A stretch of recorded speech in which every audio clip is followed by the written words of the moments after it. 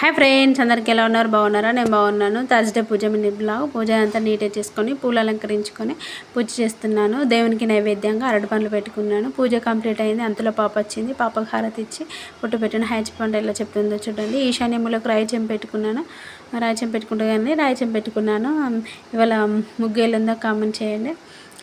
Balcony చిన్నగా ఉంటుంది కాబట్టి చిన్న ముగ్గే పడుతుంది. తులసమ్మ పూజ కంప్లీట్ అయింది. మార్నింగ్ టిఫిన్లోకి ఇడ్లీ విత్ పల్లి చట్నీ నేను తినుకుంటూ పాపకు కూడా తినిపిస్తున్నాను. ఇవాళ ఫాస్టింగ్ కదండి, తినమంటే అస్సలు తింటలేదు. చూడండి ఎట్లా ఉంచుతుందో. అస్సలు తిండి విషయంలో ఫుల్ అల్లరి వేస్తుంది. ఏమున్నా బయటికి అవుతుంది గేట్ కాడికి. ఘోరంగా అంటే ఘోరంగా అల్లరి వేస్తుంది. అన్ని గిన్నెలు అన్నీ ఎత్తేసుకుంటే అల్లరి ఫుల్ అంటే ఫుల్ వేస్తుంది.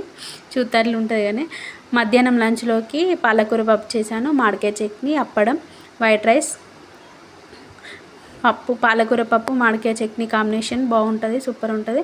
అమ్మ పంపింది మామిడికాయ చట్నీ. మన ఛానల్ని ఫస్ట్ టైం చూసిన సబ్స్క్రైబ్ చేసుకుని ఒక లైక్ ఇవ్వండి. బాయ్ మరి.